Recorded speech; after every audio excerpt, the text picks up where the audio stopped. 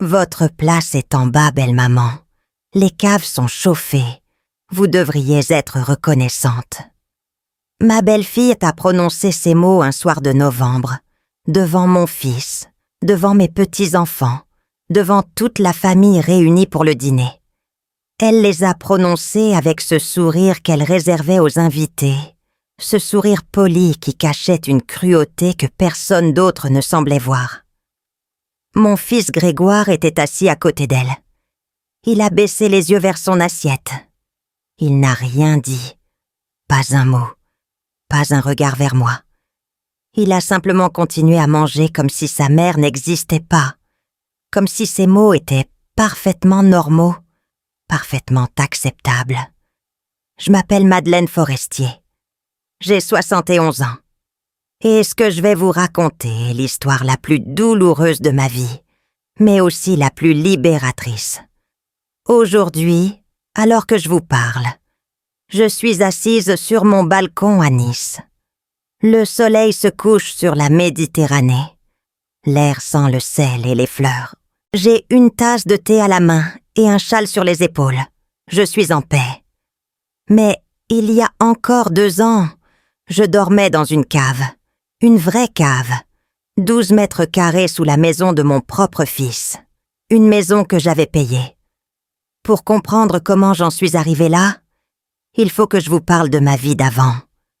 De la vie que j'avais construite avec mon mari Robert pendant 43 ans de mariage.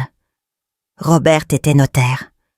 Nous nous étions rencontrés à Lyon en 1975, lors d'un bal organisé par la Chambre des notaires. J'avais 22 ans. J'étais secrétaire dans un cabinet d'avocats. Lui en avait 28, déjà associé dans l'étude de son père. Il portait un costume gris anthracite et des lunettes rondes qui lui donnaient un air sérieux. Quand il m'a invité à danser, j'ai d'abord refusé. Je ne savais pas valser. Il a souri et m'a dit une phrase que je n'ai jamais oubliée. « Madame, je ne sais pas danser non plus, mais à 2, on peut apprendre. » Nous nous sommes mariés 6 mois plus tard. Une cérémonie simple à l'église Saint-Nizior, suivie d'un déjeuner dans un petit restaurant du Vieux-Lyon. Ma robe était en dentelle ivoire, cousue par ma mère. Robert portait le même costume gris anthracite. Nous n'avions pas beaucoup d'argent à l'époque, mais nous avions quelque chose de plus précieux. Nous avions des rêves. Les années ont passé. Robert a repris l'étude de son père. J'ai arrêté de travailler quand Grégoire est né, en 1980. Un garçon magnifique, 3 kg 800 grammes, des yeux bleus comme son père et une touffe de cheveux noirs comme les miens. Je me souviens du jour où je l'ai tenu dans mes bras pour la première fois. Il était si petit, si fragile. Je me suis fait une promesse ce jour-là. Je ferai tout pour lui. Tout. Je lui donnerai la vie la plus belle possible. Je le protégerai de tout mal.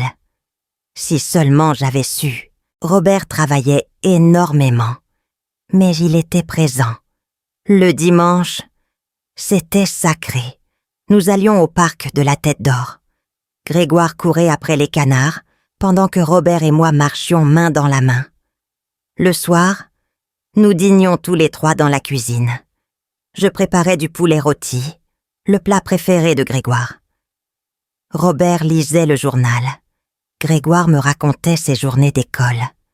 C'était une vie simple, mais c'était notre vie. Au fil des années, nous avons construit notre patrimoine.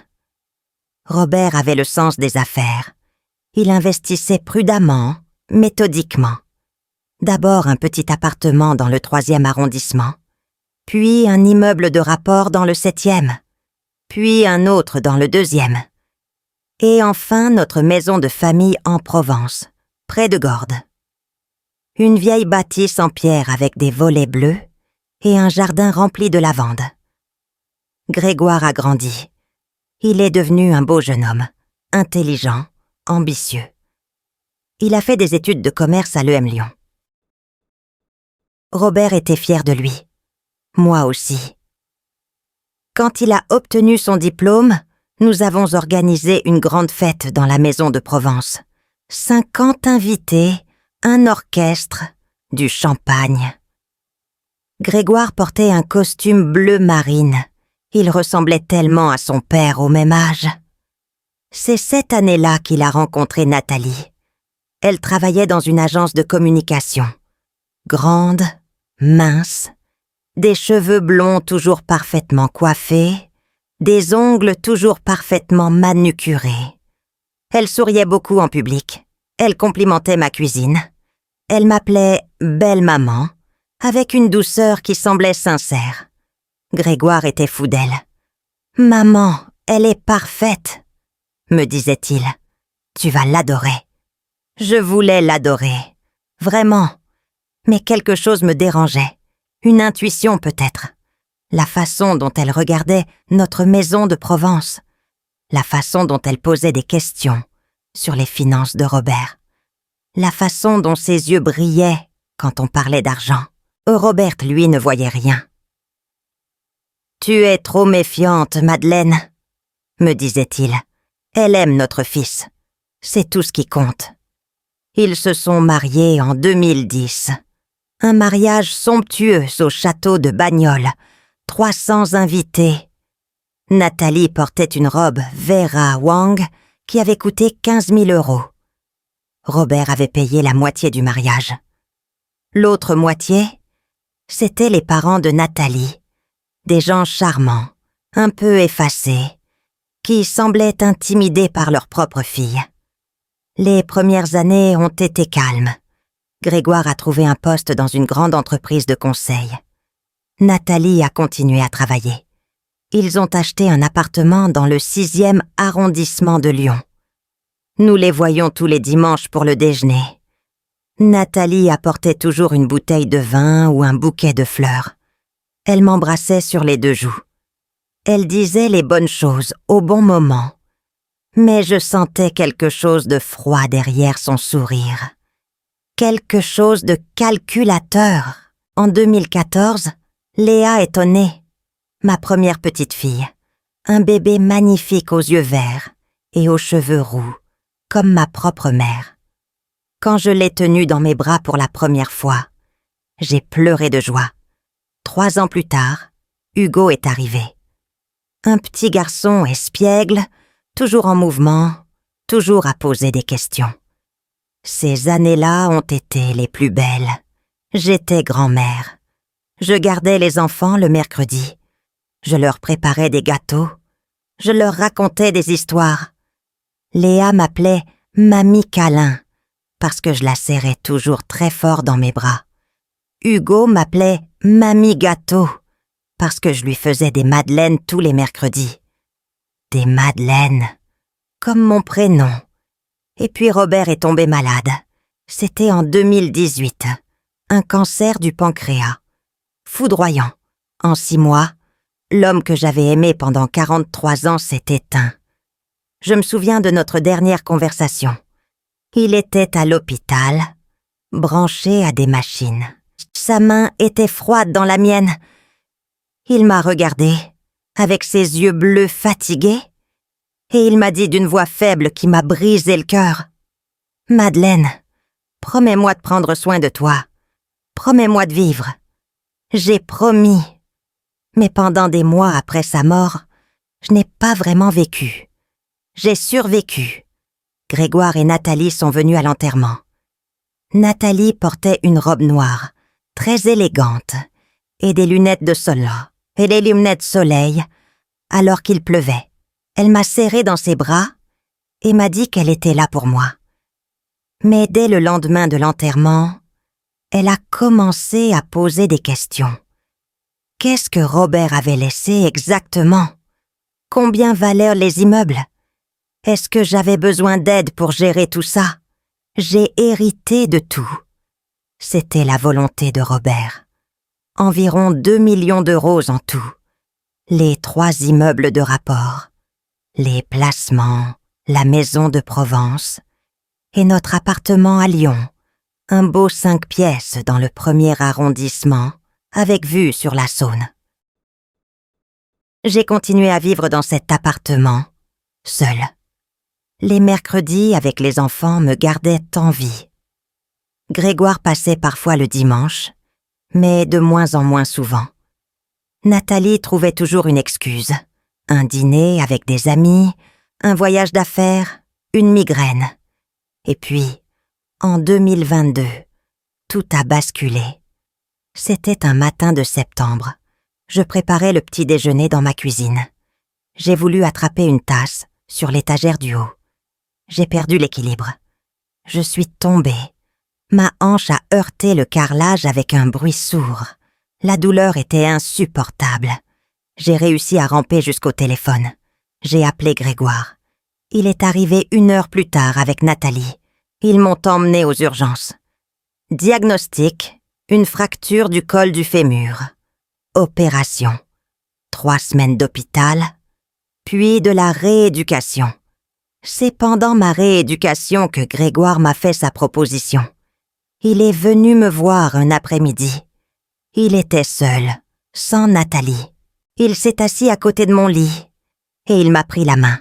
« Maman », a-t-il dit avec une voix douce que je ne lui connaissais plus. « Tu ne peux plus vivre seule. C'est trop dangereux. Tu aurais pu mourir si tu n'avais pas réussi à atteindre le téléphone. » J'ai hoché la tête. Il avait raison. J'avais eu peur, seule sur ce carrelage froid, à attendre que quelqu'un vienne. Nathalie et moi, on en a parlé, a-t-il continué.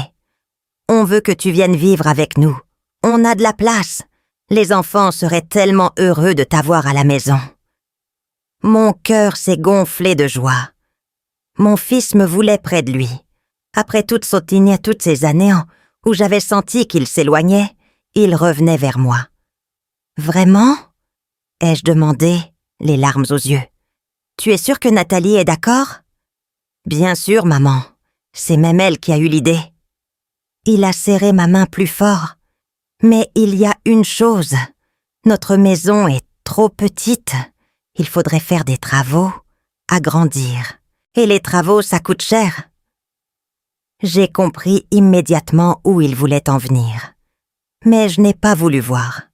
Je ne voulais pas croire que mon fils, mon unique enfant, me demandait de l'argent en échange d'un toit. « Si tu vendais ton appartement, » a-t-il continué, « on pourrait utiliser cet argent pour l'agrandissement. Tu aurais ta propre chambre, ta propre salle de bain. Ce serait parfait. » J'ai dit oui, sans réfléchir, sans consulter personne. J'ai dit oui parce que je voulais être près de mon fils, près de mes petits-enfants. J'ai dit oui parce que j'avais peur de mourir seule sur un carrelage froid. J'ai vendu mon appartement 450 000 €. J'ai donné tout l'argent à Grégoire, chaque centime, pour les travaux, pour ma chambre, pour ma nouvelle vie. Si seulement j'avais su quelle vie m'attendait. Les travaux ont commencé en janvier 2023. J'étais encore en rééducation quand Grégoire m'a montré les plans sur son téléphone. Une extension magnifique à l'arrière de la maison. 120 mètres carrés supplémentaires. Une grande suite parentale pour lui et Nathalie avec dressing et salle de bain privée. Un bureau pour Nathalie qui travaillait de plus en plus souvent depuis la maison. Une salle de jeu pour les enfants au rez-de-chaussée. Et pour moi, une chambre. Il a fait défiler les images sur l'écran. J'ai vu la suite parentale, j'ai vu le bureau, j'ai vu la salle de jeu. Mais je n'ai pas vu ma chambre. Et moi, ai-je demandé, où est ma chambre? Grégoire a hésité une seconde, juste une seconde. Mais j'ai vu quelque chose passer dans ses yeux. De la gêne, peut-être, ou de la culpabilité. On a eu une idée, maman. Tu sais, le sous-sol est très grand. On va l'aménager complètement. Ce sera comme un petit appartement indépendant. Tu auras ton intimité, ta propre entrée. Ce sera parfait. Le sous-sol. J'ai senti quelque chose se serrer dans ma poitrine. Mais j'ai chassé cette pensée. Mon fils ne me mettrait jamais dans une cave. Il parlait d'un appartement indépendant. C'était différent. C'était même mieux, peut-être. J'aurais mon espace à moi.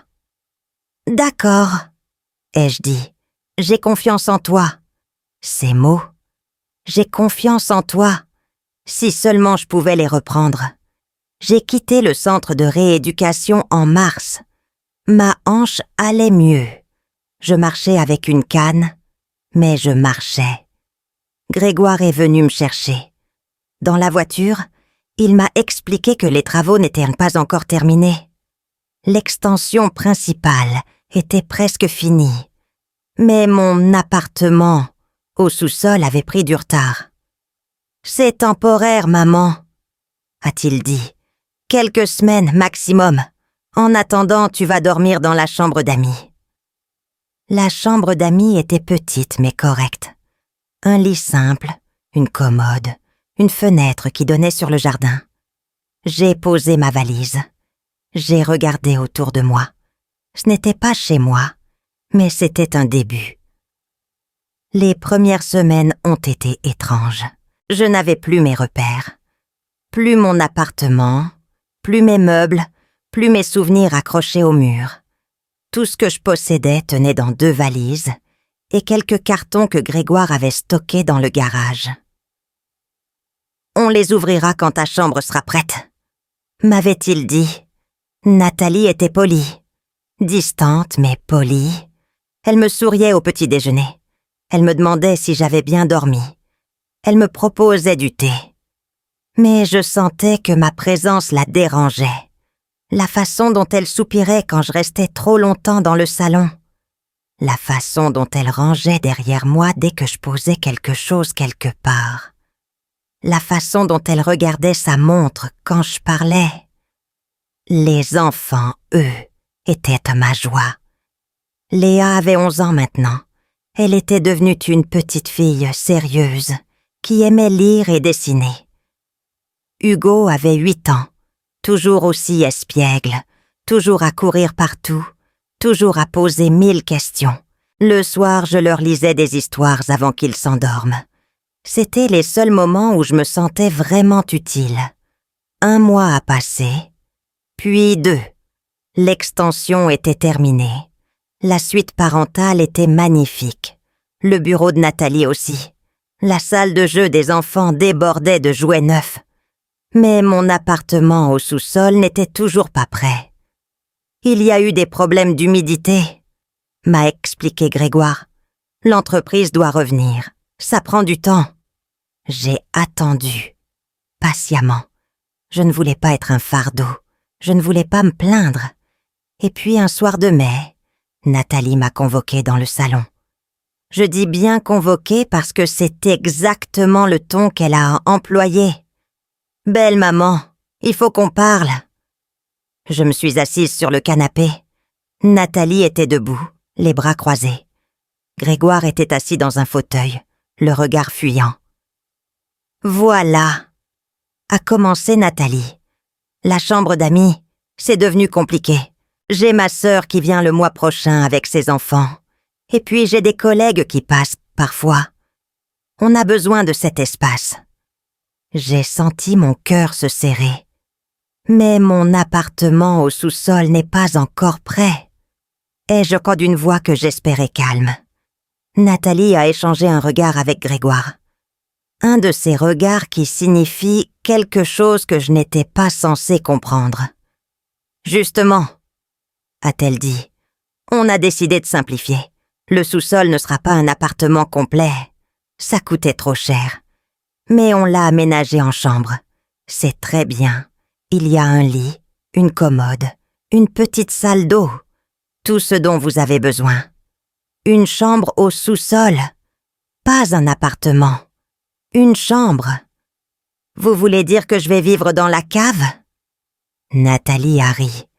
Un petit rire sec qui m'a glacé le sang. « Ce n'est pas une cave, belle maman.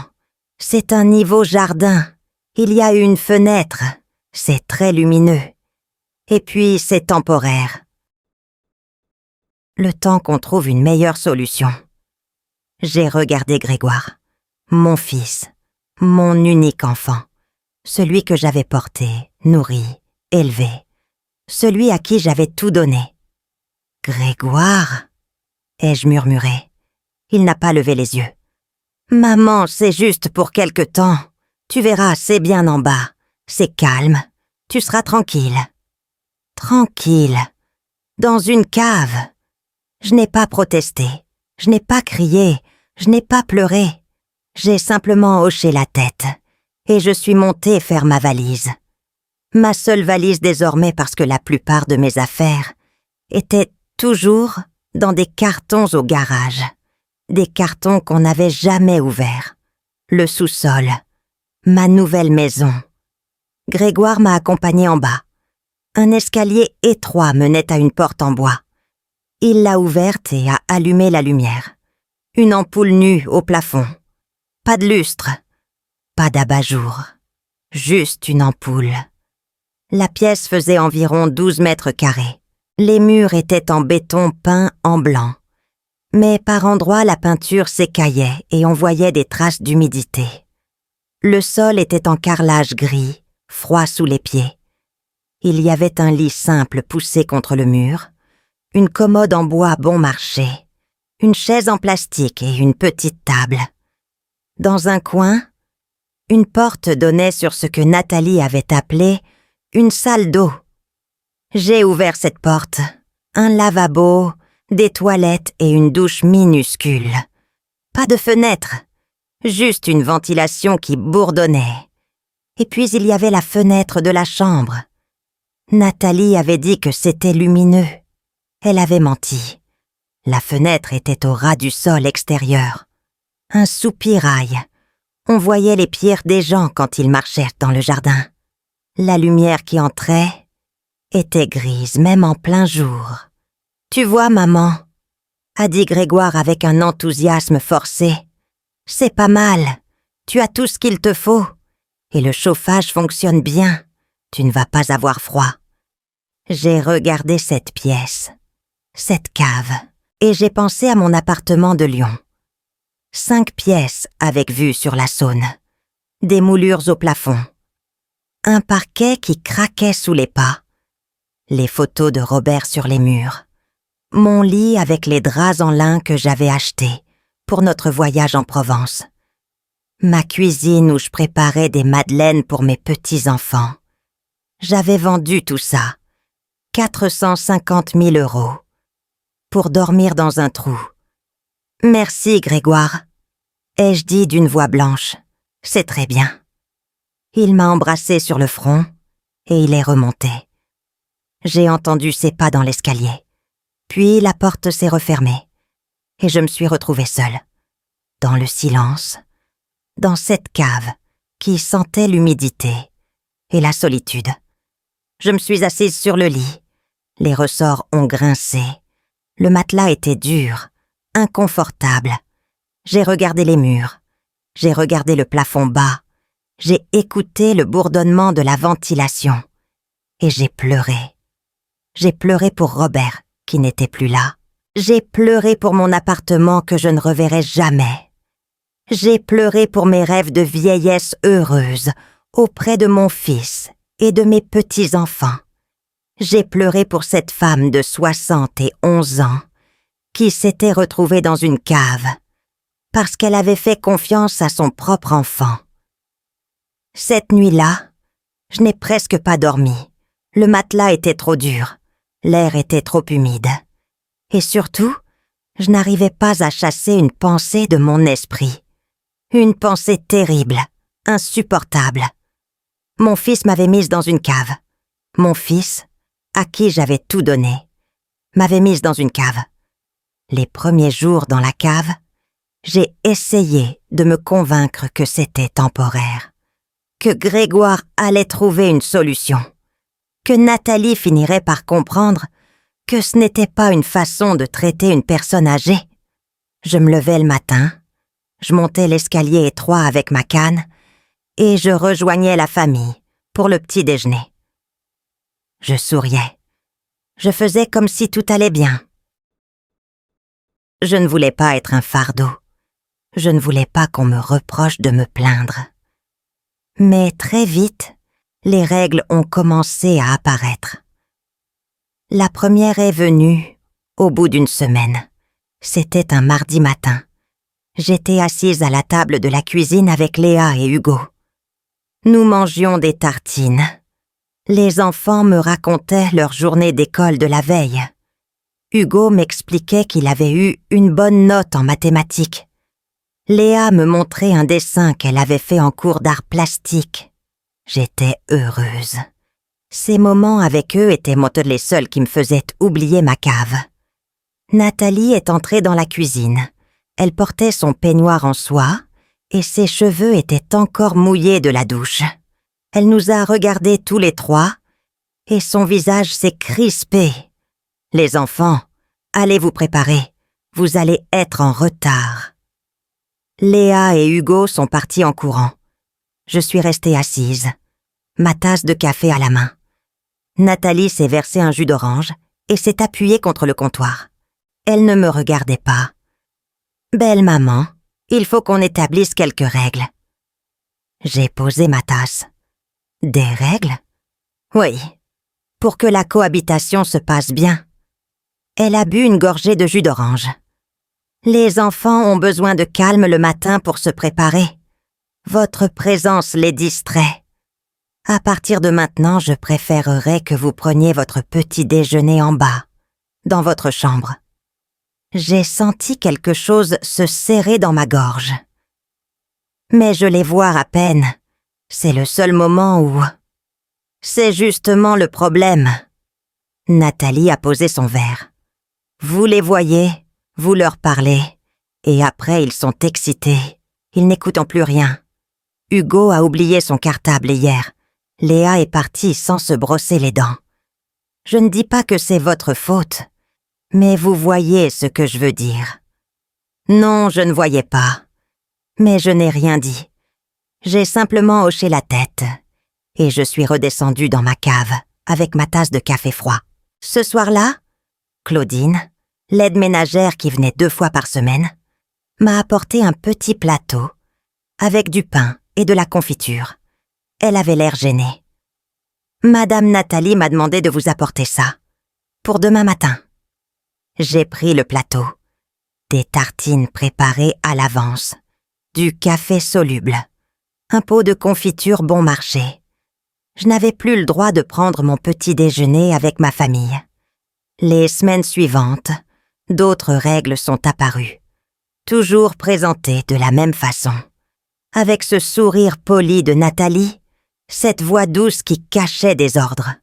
« Belle maman, le salon est un peu encombré en ce moment. J'ai des clients qui viennent parfois pour des réunions.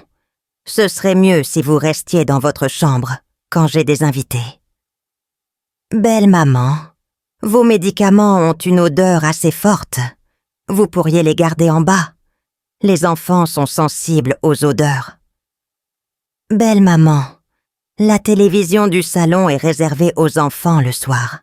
Mais j'ai trouvé un petit écran pour vous. Grégoire va l'installer dans votre chambre. Un petit écran, 13 pouces. Grégoire l'a posé sur ma commode. Il captait 3 chaînes. 3 chaînes et une image qui sautait dès qu'il pleuvait dehors. Petit à petit, sans que je m'en rende vraiment compte, mon monde s'est rétréci. Je ne montais plus pour les repas. Claudine m'apportait un plateau à midi et un autre le soir.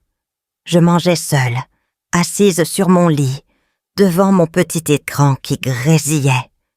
Je ne voyais plus les enfants que quelques minutes par jour, quand Nathalie était occupée ou absente. Je ne voyais presque plus Grégoire. Il partait tôt le matin et rentrait tard le soir. Le week-end, ils avaient toujours quelque chose de prévu. Des sorties en famille, des dîners avec des amis, des activités avec les enfants, des activités auxquelles je n'étais jamais invitée. Un dimanche après-midi, j'ai demandé à Grégoire s'il pouvait m'emmener au cimetière voir la tombe de Robert. Cela faisait des mois que je n'y étais pas allée. Je n'avais plus de voiture. Je ne pouvais pas prendre le bus seule avec ma canne. Grégoire a soupiré. « Maman, aujourd'hui c'est compliqué. On a promis aux enfants d'aller au cinéma. » « Je comprends. Et la semaine prochaine? On verra, maman. On verra. On n'a jamais vu. Je n'ai jamais revu la tombe de Robert. Pendant que je raconte tout cela, je me demande d'où vous m'écoutez. Écrivez le nom de votre ville en commentaire. Les mois ont passé. L'été est arrivé. Il faisait chaud dehors. Mais dans ma cave, l'air restait frais et humide. Je toussais souvent. Une toux sèche qui ne partait pas. Mes articulations me faisaient mal à cause de l'humidité. Mon dos me faisait souffrir à cause du matelas trop dur. Je n'osais pas me plaindre. Je ne voulais pas qu'on me dise que j'étais difficile. Un après-midi de juillet, Hugo est descendu me voir. Il avait 9 ans maintenant. Il a frappé à ma porte, 3 petits coups timides, et il est entré avec un papier à la main. « Mamie, je t'ai fait un dessin. » J'ai pris le papier. C'était un dessin au crayon de couleur. On voyait une grande maison avec un soleil jaune. En haut, il y avait des personnages qui souriaient. Papa, maman, Léa et Hugo, avait-il écrit. Et en bas, sous la maison, dans une sorte de rectangle gris, il y avait un autre personnage, tout seul, avec des cheveux blancs et une canne. « C'est qui, là ?» ai-je demandé en montrant le personnage dans le rectangle gris. Hugo m'a regardé, avec ses grands yeux innocents. « C'est toi, mamie. Tu habites dans la cave avec les monstres. » Mon cœur s'est brisé. Les monstres? Oui. Maman dit que la cave, c'est là où habitent les monstres. Mais moi, je sais que c'est pas vrai parce que toi, t'es gentille. Alors je comprends pas pourquoi tu habites là. J'ai serré ce dessin contre ma poitrine. Je ne savais pas quoi dire. Comment expliquer à un enfant de 9 ans que sa grand-mère dormait dans une cave parce que sa mère l'avait décidé ainsi? « Mamie, pourquoi tu pleures ?» Je ne m'étais pas rendu compte que je pleurais. Ce n'est rien, mon cœur. C'est juste que ton dessin est très beau. Hugo m'a souri et il est remonté. J'ai gardé ce dessin.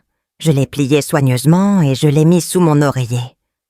Le soir, avant de m'endormir, je le regardais. Mamie dans la cave avec les monstres.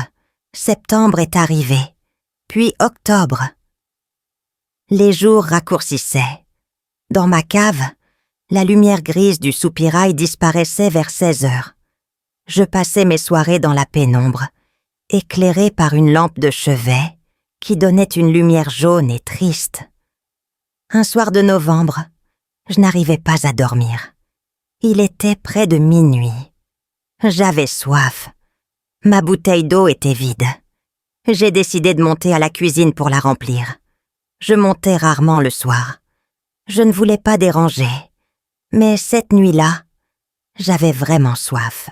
J'ai monté l'escalier lentement, en m'appuyant sur la rampe. La maison était silencieuse. Tout le monde dormait. Pensais-je. Mais en arrivant en haut de l'escalier, j'ai vu de la lumière sous la porte du bureau de Grégoire. Et j'ai entendu des voix. La voix de Nathalie et celle de mon fils. Je me suis arrêtée. Je savais que je ne devais pas écouter. Mais quelque chose m'a retenue. Un instinct, une intuition. Elle ne peut pas vivre éternellement, Grégoire. C'était Nathalie. Sa voix était claire malgré la porte fermée. À son âge, avec son cœur, sa hanche. C'est une question de temps. Je sais, mais quand même, écoute-moi. Le ton de Nathalie était devenu plus ferme. Ta mère a encore au moins 1,5 million. Peut-être plus. Les 3 immeubles de rapport, ça vaut au moins 900 000. Et puis il y a les placements, les assurances vie. Tout ça, c'est pour toi. Pour nous. C'est normal. Tu es son fils unique. J'ai senti mes jambes trembler. Je me suis appuyée contre le mur. Mais si elle commence à tout dépenser en maison de retraite ou en soins? La voix de Nathalie était devenue plus aiguë. Tu sais combien ça coûte, une maison de retraite? 4, 5 000 euros par mois. En 10 ans, elle aura tout mangé. Et nous, on n'aura rien. Qu'est-ce que tu proposes? Le silence. Puis la voix de Nathalie, plus basse, presque un murmure. On lui fait signer une donation. Maintenant. Tant qu'elle a encore toute sa tête. Enfin, officiellement. Mon sang s'est glacé. Une donation de quoi? De tout. Les immeubles, les placements, tout. On lui laisse juste de quoi vivre. Un petit quelque chose pour ses besoins quotidiens. Le reste, on le sécurise. Pour nous. Pour les enfants. Et si elle refuse?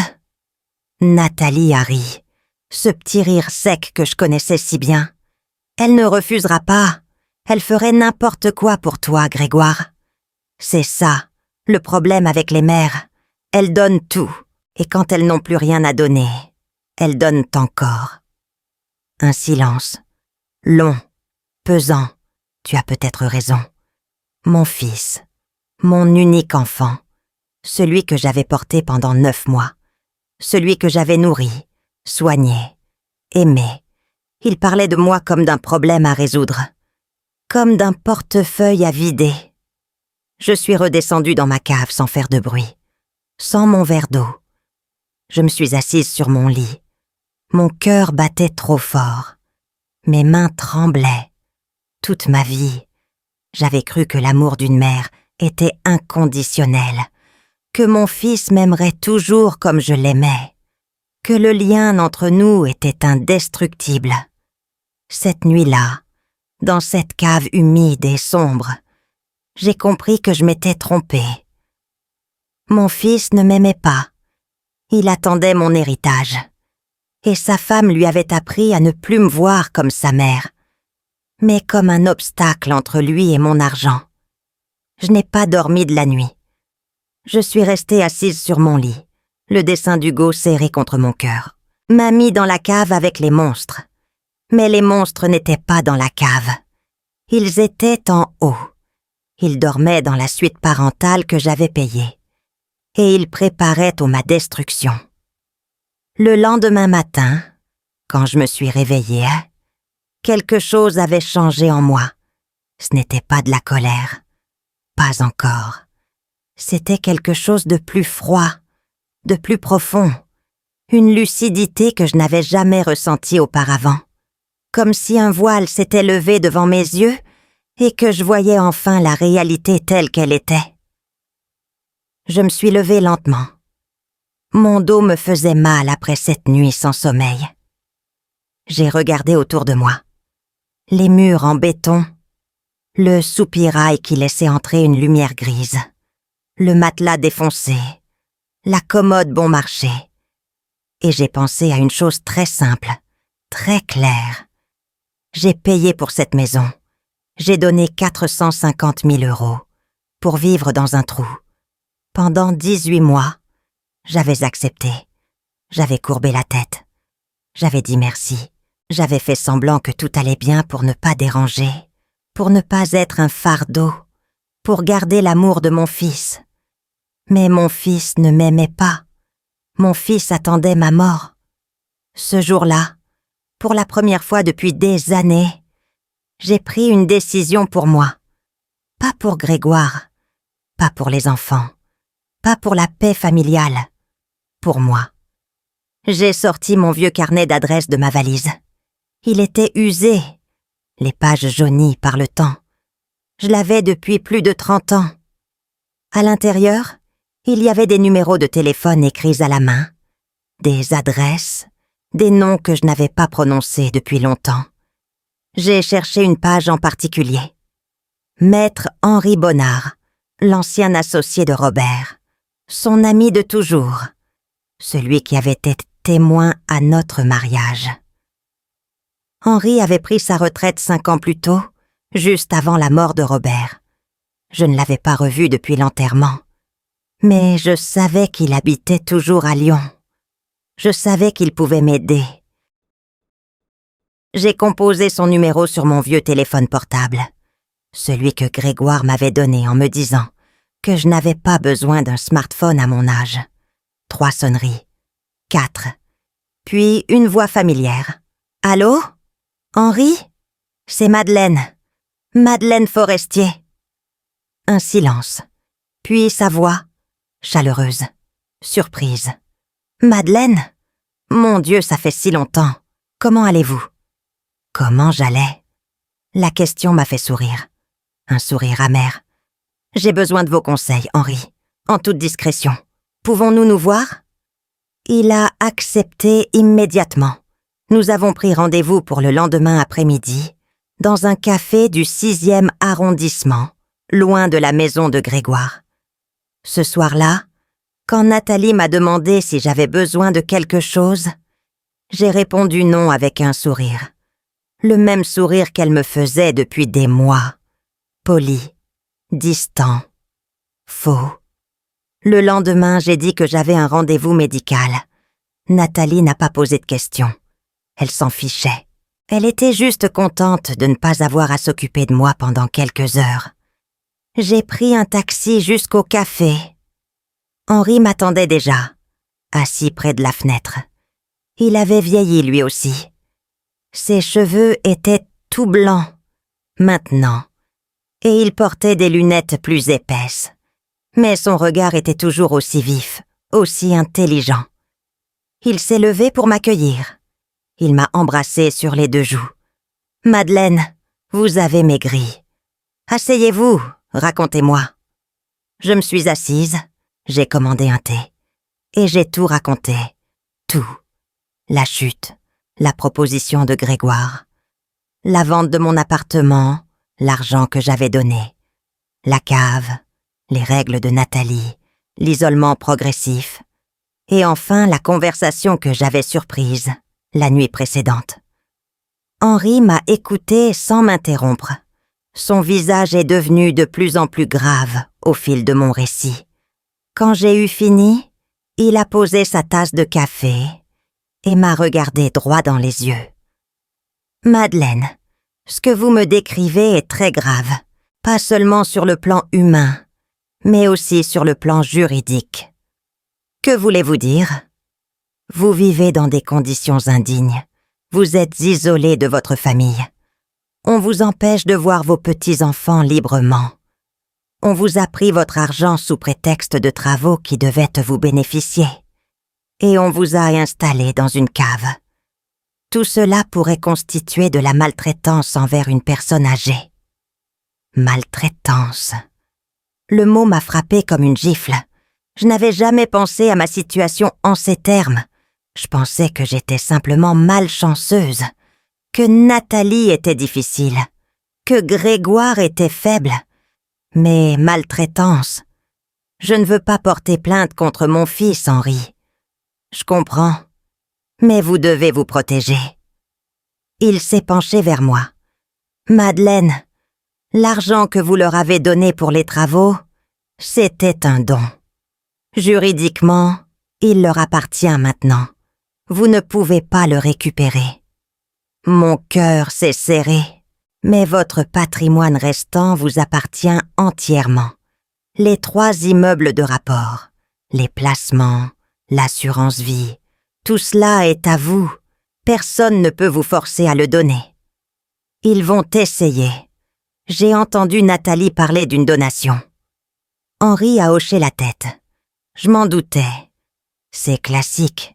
Ils vont vous présenter des papiers en vous disant que c'est pour éviter les frais de succession, pour simplifier les choses, pour votre bien. Ne signez rien. Jamais. Pas sans m'avoir consulté d'abord. Et mon testament? Votre testament actuel, c'est vous qui l'avez rédigé avec Robert il y a des années. Grégoire hérite de tout en tant que fils unique. Mais vous pouvez le modifier, à tout moment. C'est votre droit le plus absolu. J'ai senti quelque chose s'allumer en moi. Une étincelle. Un début de pouvoir. Que me conseillez-vous, Henri? Il a réfléchi un moment, puis il a parlé d'une voix calme et méthodique. La voix d'un notaire qui a vu beaucoup de situations similaires au cours de sa carrière. D'abord, sortez de cette cave. Trouvez un endroit où vivre dignement. Vous avez les moyens. Vos immeubles vous rapportent des loyers. Utilisez-les. Je ne savais même pas combien ils me rapportaient. Grégoire s'occupe de tout. Henri a froncé les sourcils. C'est un problème. Vous devez reprendre le contrôle de vos finances. Je vais vous aider. Il a noté quelque chose sur un carnet. Ensuite, protégez-vous juridiquement. Je vais vous mettre en contact avec un avocat spécialisé, quelqu'un de confiance. Et mon testament? Réfléchissez à ce que vous voulez vraiment laisser derrière vous. À qui? Et pourquoi? Ce n'est pas une décision à prendre à la légère.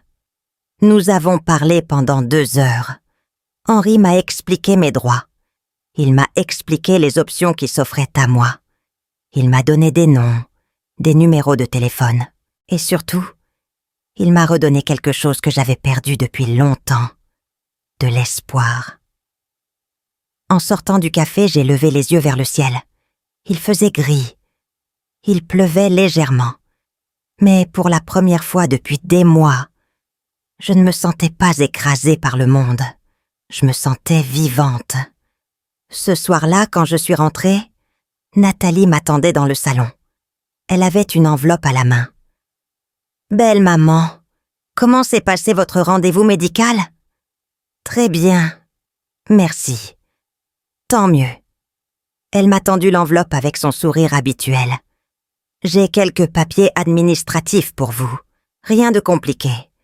Juste des formalités. Grégoire a déjà vérifié. Il suffit de signer. » J'ai pris l'enveloppe. Mon cœur battait fort, mais j'ai gardé un visage neutre. « Je vais les lire d'abord. Je vous les rendrai demain. » Nathalie a eu un moment d'hésitation. Juste une seconde. Mais j'ai vu quelque chose passer dans ses yeux. De la surprise. « Mais c'est vraiment juste de la paperasse, belle maman. Rien d'important. » Justement, puisque ce n'est rien d'important, cela peut attendre demain. J'ai souri et je suis descendue dans ma cave avec l'enveloppe. Une fois seule, j'ai ouvert les documents. Mes mains tremblaient légèrement. C'était exactement ce qu'Henri avait prédit. Une donation de tout. Mes 3 immeubles de rapport, mes placements, mon assurance vie. Tout ce que je possédais, transféré à Grégoire et Nathalie. En échange de quoi? D'une phrase vague sur le fait qu'ils s'engageaient à subvenir à mes besoins jusqu'à ma mort. Mes besoins. Une cave de 12 mètres carrés. Un plateau repas 2 fois par jour. Un petit écran de 13 pouces. J'ai rangé les documents dans ma valise. Et je n'ai rien signé. Le lendemain matin, quand Nathalie m'a demandé si j'avais les papiers, j'ai répondu calmement. J'y réfléchis encore. Réfléchir à quoi? C'est pour votre bien, belle maman. Pour éviter les frais de succession. Pour que tout soit simple quand... Elle n'a pas fini sa phrase. Quand je serai morte. Elle a rougi légèrement. Ce n'est pas ce que je voulais dire. Je comprends, mais je préfère prendre mon temps. J'ai vu quelque chose changer dans son regard. De la surprise d'abord, puis de l'inquiétude. Et enfin quelque chose de plus froid, de la colère contenue. Comme vous voulez, belle maman. Elle est partie. Et moi, je suis restée debout dans le couloir, le cœur battant. Je venais de dire non. Pour la première fois en 18 mois, j'avais dit non à Nathalie. Et le monde ne s'était pas effondré. J'étais toujours là, toujours debout. Ce soir-là, dans ma cave, j'ai sorti le dessin d'Hugo dessous mon oreiller. M'a mis dans la cave avec les monstres. J'ai regardé ce petit personnage aux cheveux blancs, tout seul dans son rectangle gris. Et j'ai pris une décision. Je n'allais pas mourir dans cette cave. Je n'allais pas leur donner ce qu'ils voulaient. J'allais me battre. Pas avec des cris, pas avec des larmes, mais avec la seule arme que j'avais, ma lucidité.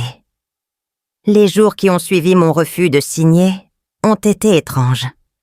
L'atmosphère dans la maison avait changé. C'était subtil au début.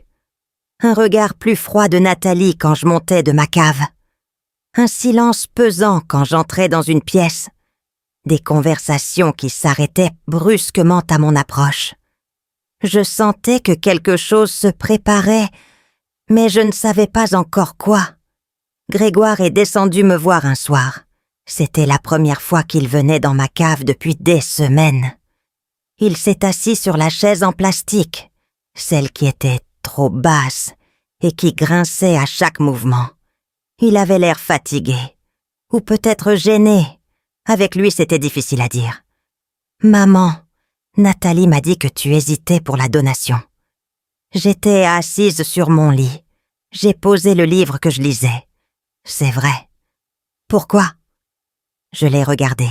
Mon fils. Mon petit garçon.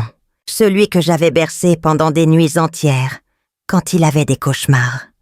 Celui à qui j'avais appris à faire du vélo dans le parc de la Tête d'Or. Celui pour qui j'avais sacrifié ma carrière, mes ambitions, ma vie entière. Parce que je vis dans une cave, Grégoire. Il a détourné les yeux.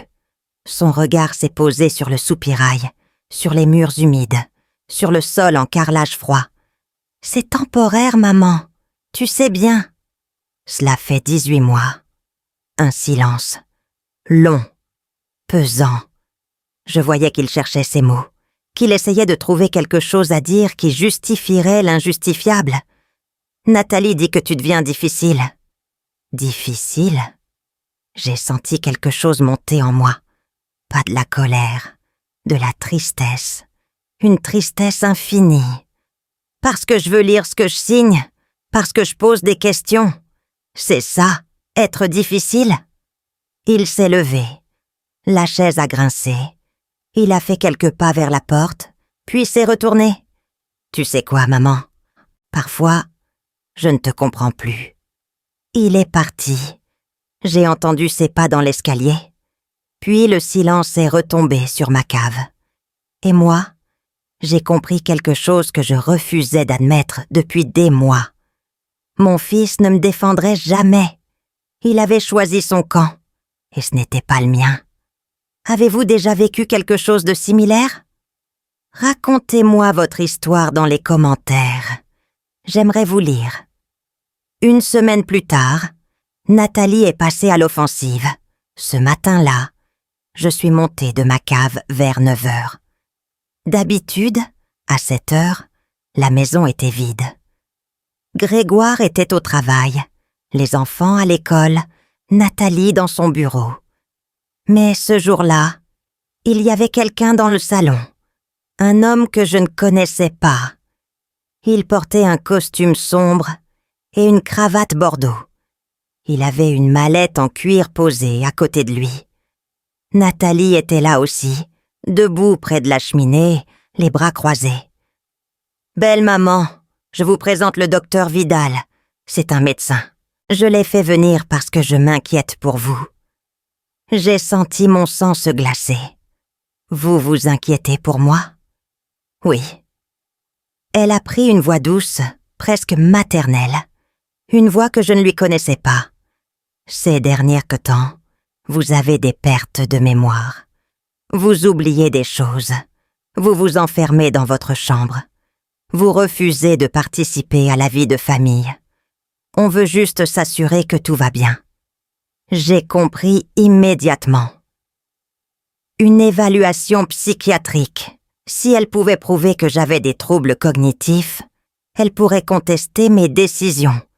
Elle pourrait peut-être même me faire mettre sous tutelle. Et à ce moment-là, c'est Grégoire qui gérerait mon patrimoine. C'est-à-dire Nathalie. Le docteur Vidal s'est levé. Il m'a tendu la main avec un sourire professionnel. « Madame Forestier, je suis neurologue. Votre belle-fille m'a contactée car elle observe certains comportements qui l'inquiètent. Je suis juste là pour faire quelques tests simples. Rien d'invasif, juste quelques questions. » J'ai serré sa main.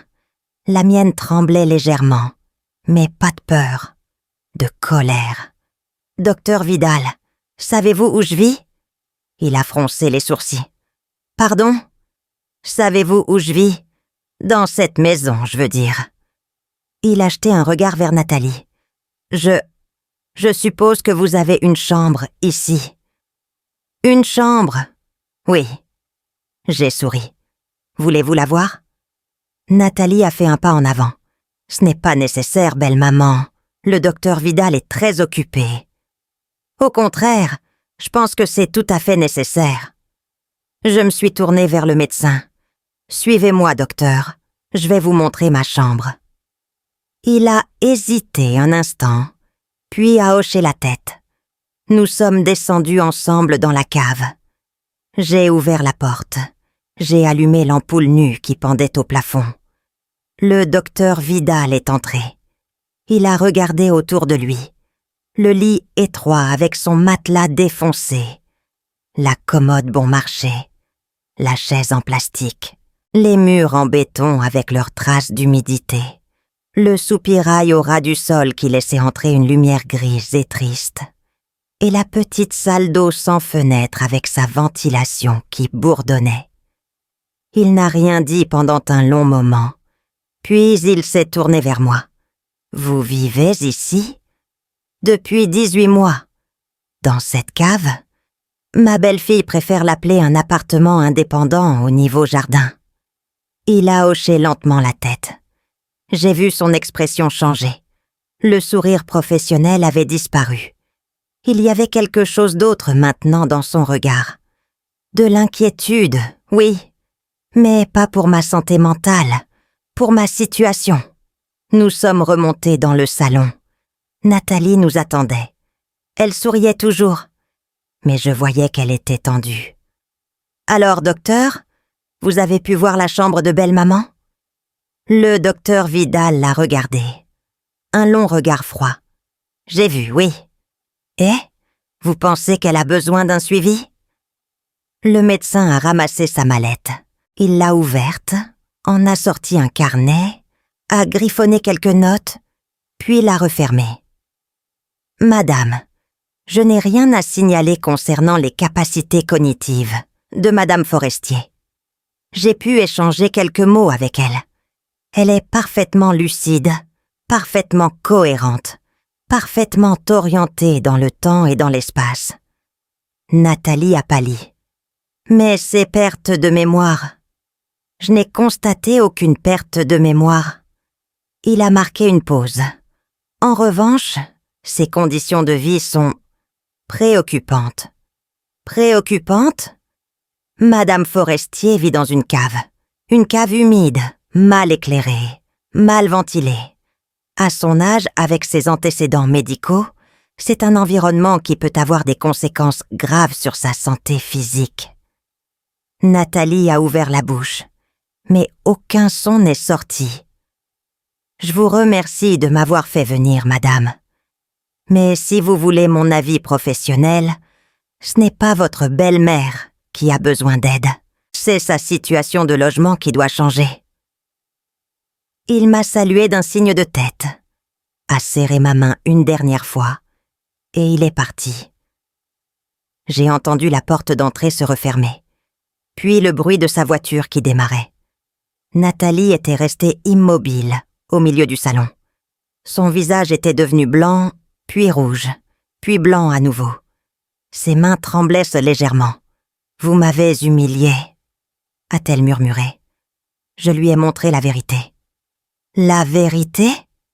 Elle a éclaté d'un rire amer. « La vérité, c'est que vous êtes une vieille femme ingrate. On vous a accueillie chez nous. On vous a donné un toit. Et vous faites tout pour nous mettre mal à l'aise. » Je n'ai pas répondu. Je suis simplement descendue dans ma cave. Derrière moi, j'entendais Nathalie qui parlait au téléphone. Probablement avec Grégoire. Probablement pour lui raconter sa version des faits. Ce soir-là, vers 22h, alors que j'étais allongée sur mon lit, en train de lire, la porte de ma cave s'est ouverte brusquement. Nathalie était là. Elle n'avait pas frappé. Elle est entrée dans ma chambre. comme si elle entrait dans un débarras. Son visage était transformé, plus de sourire poli, plus de voix douce. Elle me regardait avec une rage que je n'avais jamais vue chez personne. « Vous m'avez humiliée devant ce médecin. Je lui ai simplement montré où je vivais. Vous avez fait exprès. Vous vouliez me ridiculiser. » J'ai posé mon livre. Je me suis assise sur le bord du lit.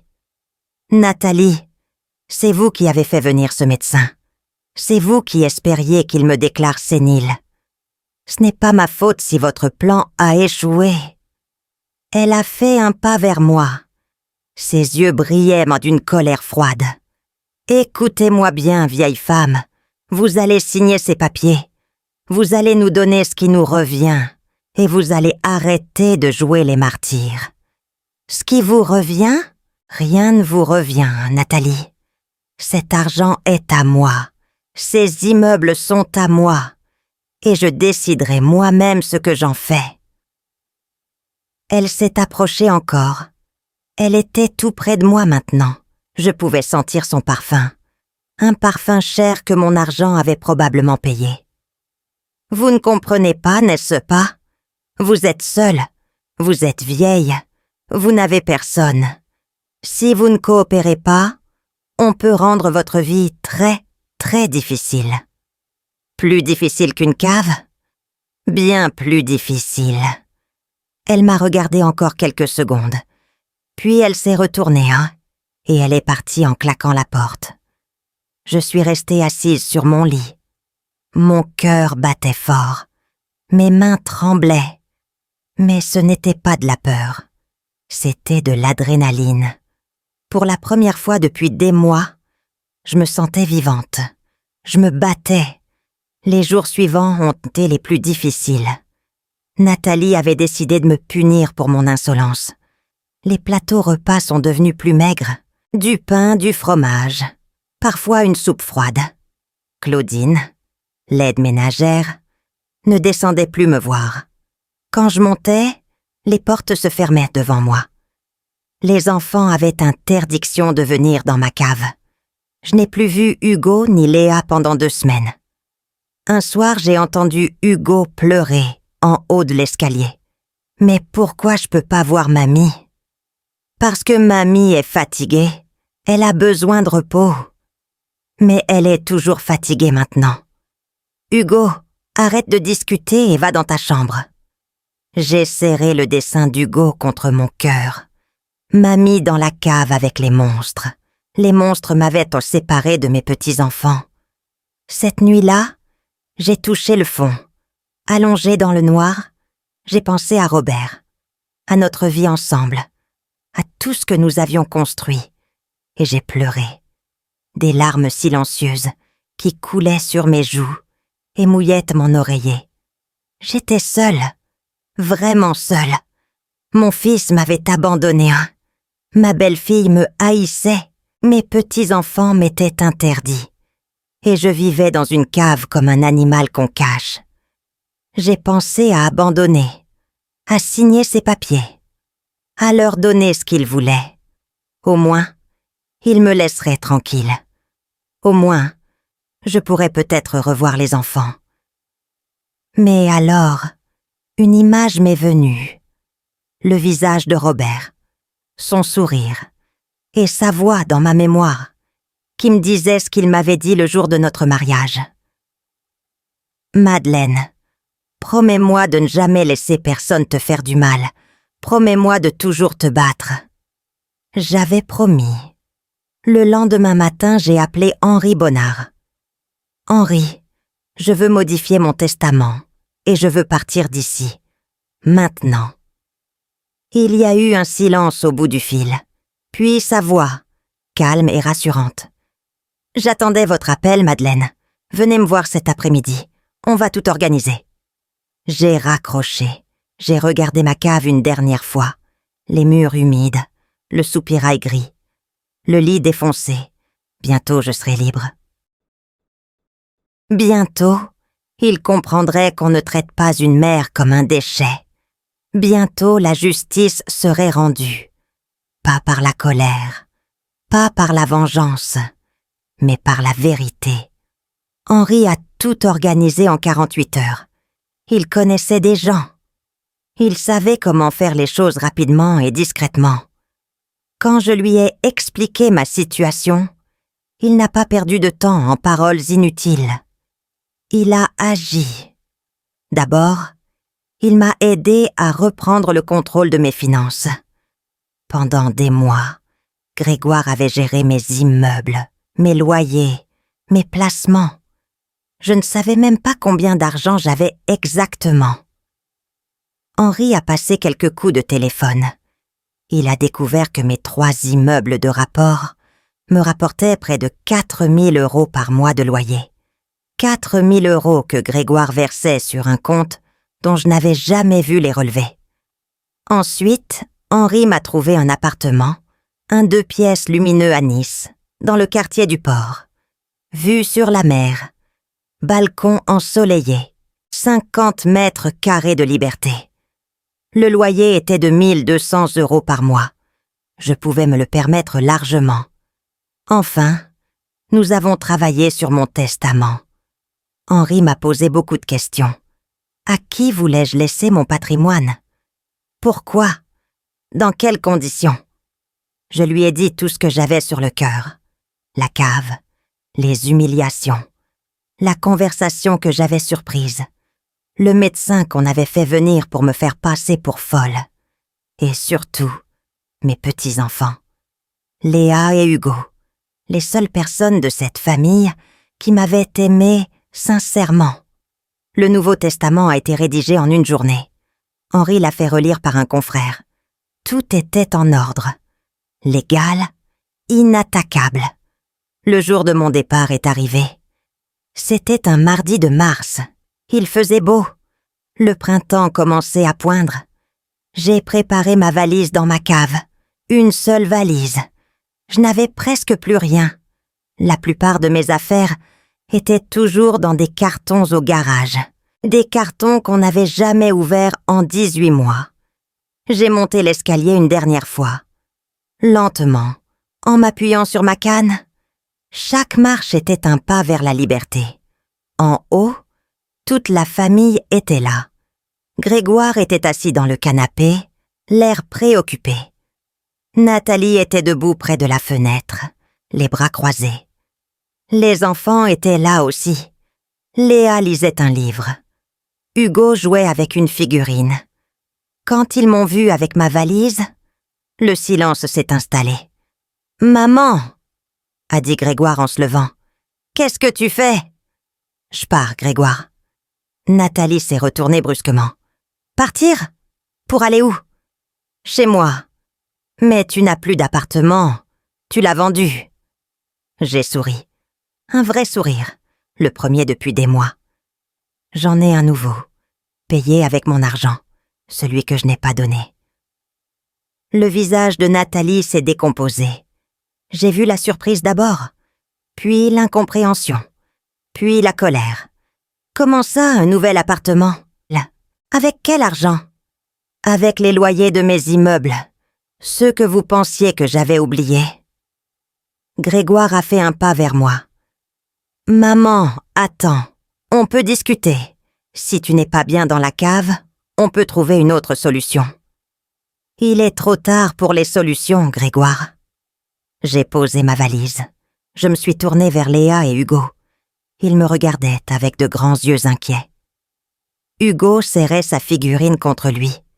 Je me suis agenouillée devant eux. Mes genoux ont craqué. Ma hanche m'a fait mal, mais je m'en fichais. Mes chéris m'a mis par habiter près de la mer, à Nice. C'est une belle ville. Il y a du soleil, des palmiers et la plage. « Tu pars pour toujours ?» a demandé Léa d'une petite voix. « Je pars vivre ma vie, ma chérie, mais je vous aimerai toujours. Et vous viendrez me voir, d'accord? On ira manger des glaces sur la promenade des Anglais. » Hugo s'est jeté dans mes bras. « Mamie, tu ne vivras plus avec les monstres ?» J'ai senti les larmes monter. J'ai serré ce petit corps chaud contre moi. « Non, mon cœur, plus jamais. » Je me suis relevée avec difficulté. Nathalie me fixait avec un regard noir. « Vous ne pouvez pas partir comme ça. On a des choses à régler. Les papiers. Je ne signerai rien, Nathalie. Ni aujourd'hui, ni jamais. Mais l'héritage... Mon héritage m'appartient. J'en ferai ce que je veux. » J'ai pris ma valise. J'ai marché vers la porte. Grégoire m'a suivi. « Maman, s'il te plaît, ne pars pas comme ça. On est ta famille. » Je me suis arrêtée. Je me suis retournée vers lui. Mon fils, mon unique enfant, celui pour qui j'avais tout sacrifié. Une famille ne met pas sa mère dans une cave, Grégoire. Il n'a rien répondu. Je suis sortie. Un taxi m'attendait devant la maison. Henri avait tout prévu. J'ai mis ma valise dans le coffre. Je me suis installée sur la banquette arrière. Et j'ai regardé une dernière fois cette maison. Cette maison que j'avais payée 450 000 €. Cette maison où j'avais vécu comme une prisonnière pendant 18 mois. Le taxi a démarré. J'ai vu Grégoire sur le perron. Il me regardait partir. Il n'a pas fait un geste pour me retenir. Qu'auriez-vous fait à ma place? Le trajet jusqu'à Nice a duré 4 heures. 4 heures, pendant lesquelles j'ai regardé le paysage défiler.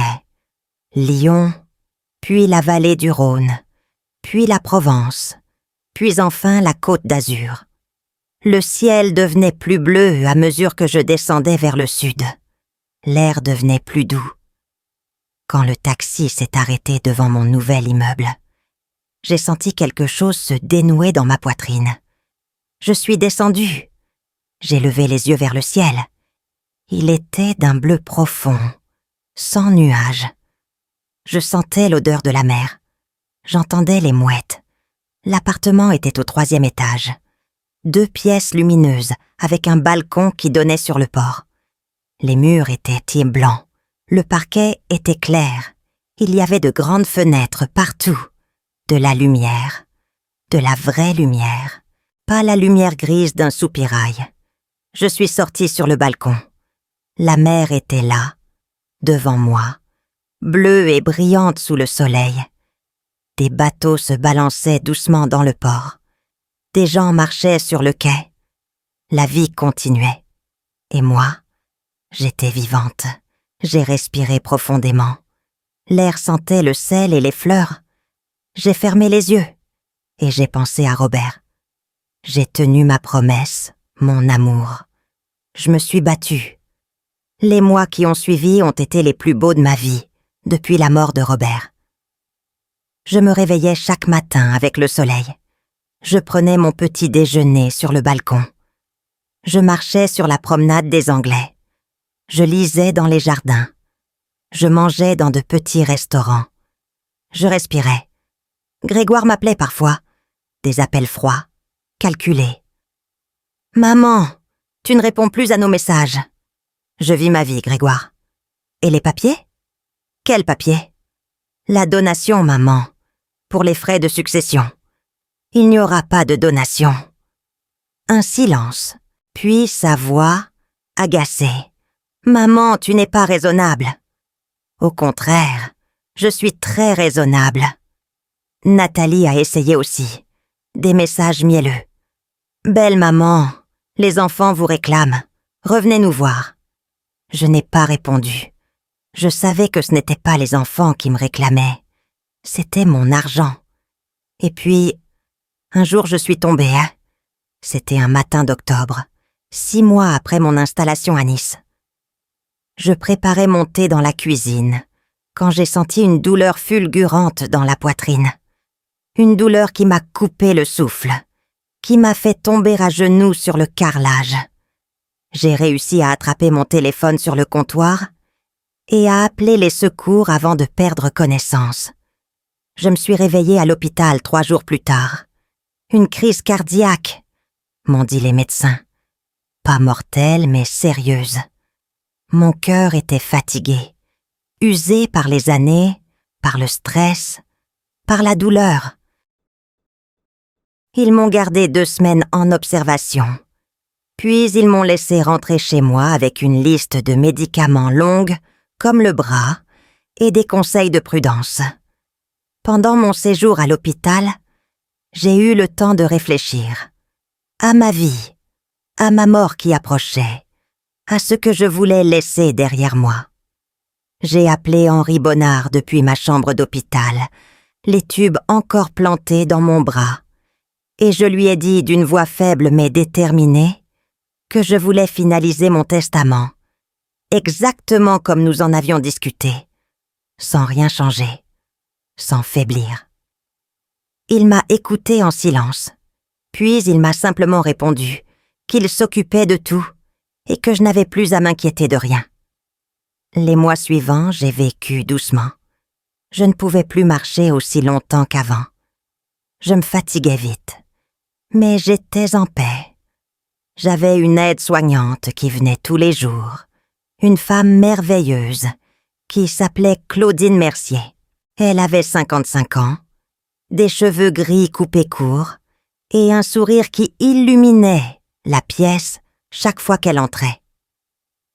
Elle me préparait mes repas, elle m'aidait à me laver, elle m'accompagnait dans mes promenades de plus en plus courtes sur la promenade des Anglais. Et surtout, elle me parlait. Elle me racontait sa vie, ses enfants, ses petits-enfants. Elle m'écoutait lui raconter la mienne. Elle ne me jugeait pas. Elle ne me demandait rien. Elle était simplement là, présente, humaine, bienveillante. Un jour, je lui ai dit quelque chose que je n'avais jamais dit à personne. Je lui ai dit qu'elle m'avait traitée avec plus de dignité en 6 mois que ma propre famille en 18 mois. Elle a eu les larmes aux yeux. Elle m'a pris la main et elle m'a répondu que c'était normal, que c'était son travail, que tout le monde méritait d'être traité avec respect. Mais je savais que ce n'était pas juste son travail. C'était son cœur. Je suis morte un matin d'avril, exactement 2 ans après avoir quitté la cave de mon fils. Je me suis endormie dans mon lit, face à la mer, avec le soleil qui entrait par la fenêtre et le bruit des mouettes au loin. Claudine m'a trouvée le lendemain matin, paisible, un sourire sur les lèvres. Elle a dit plus tard qu'elle n'avait jamais vu quelqu'un d'aussi serein dans la mort. 3 semaines après mon décès, ma famille s'est réunie chez maître Henri Bonnard pour la lecture du testament. Grégoire et Nathalie étaient là, vêtus de noir, le visage grave mais les yeux brillants d'anticipation. Ils avaient fait le voyage depuis Lyon en voiture, pressés d'en finir avec les formalités et de toucher enfin cet héritage qu'ils attendaient depuis si longtemps. Nathalie serrait la main de Grégoire, et je suis sûre qu'elle calculait déjà dans sa tête ce qu'elle allait faire avec les 2 millions d'euros qu'elle pensait recevoir. Henri a ouvert le dossier avec la solennité qui convenait à l'occasion. Il a ajusté ses lunettes sur son nez. Il a parcouru les premières pages en silence. Puis il a commencé à lire d'une voix claire et posée. Premièrement, je lègue à mes petits-enfants Léa et Hugo la somme de 500 000 euros chacun, placés en trust jusqu'à leur 25e anniversaire, ces fonds devant être gérés par maître Henri Bonnard et ne pouvant en aucun cas être touchés par leurs parents. Nathalie a sursauté sur sa chaise. 1 million pour les enfants, a-t-elle murmuré d'une voix étranglée. Mais c'est notre argent. C'est l'argent de Grégoire. Henri n'a pas relevé. Il a continué sa lecture comme si de rien n'était. Deuxièmement, je lègue mes 3 immeubles de rapport situés à Lyon, d'une valeur estimée à 900 000 euros, à l'association Les Petits Frères des Pauvres, qui œuvre pour les personnes âgées, isolées et abandonnées par leur famille. Grégoire a ouvert la bouche, mais aucun son n'en est sorti. Son visage était devenu blanc comme un linge. Nathalie, elle, tremblait de rage contenue, ses ongles manucurés s'enfonçant dans le cuir de son sac à main. Troisièmement, je lègue mon appartement de Nice et tout son contenu à Madame Claudine Mercier, mon aide-soignante, qui m'a traitée avec plus de dignité en 6 mois que ma propre famille, en 18 mois de vie commune. Cette fois, Nathalie s'est levée d'un bond, renversant presque sa chaise. « C'est impossible !» a-t-elle crié. Elle était sénile. Elle ne savait plus ce qu'elle faisait. Ce testament n'est pas valide et nous allons le contester devant les tribunaux. Henri l'a regardé, avec un calme olympien, puis il a sorti de son dossier 3 certificats médicaux qu'il a posés sur la table. « Madame, a-t-il dit d'une voix glaciale, j'ai ici 3 certificats établis par 3 médecins différents, attestant que Madame Forestier était en pleine possession de ses facultés mentales au moment de la rédaction de ce testament, dont un établi par le docteur Vidal, ce neurologue que vous aviez vous-même convoqué pour tenter de la faire passer pour folle. » Nathalie s'est rassise, livide, vaincue. Henri a marqué une pause, le temps de laisser le silence s'installer dans la pièce, puis il a repris sa lecture d'une voix qui n'avait pas tremblé une seule fois depuis le début de cette séance. « Quatrièmement, à mon fils Grégoire, je lègue la cave de sa maison, celle où il m'a fait vivre pendant 18 mois, comme un animal qu'on cache. Celle où j'ai dormi sur un matelas défoncé, pendant que sa femme utilisait l'argent de mes économies pour agrandir son dressing. Celle où j'ai pleuré seule chaque nuit en me demandant ce que j'avais fait pour mériter un tel traitement de la part de mon propre enfant. Je lui suggère de l'aménager convenablement. Il y sera peut-être un jour lui-même, quand ses propres enfants décideront qu'il est devenu un fardeau. » Un silence de mort est tombé sur la pièce.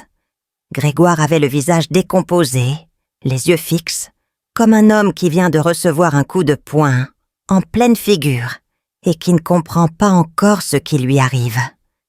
Nathalie, elle, avait perdu toute contenance, toute élégance, toute façade. Elle ressemblait à ce qu'elle était vraiment, une femme cupide et cruelle dont les plans venaient de s'effondrer.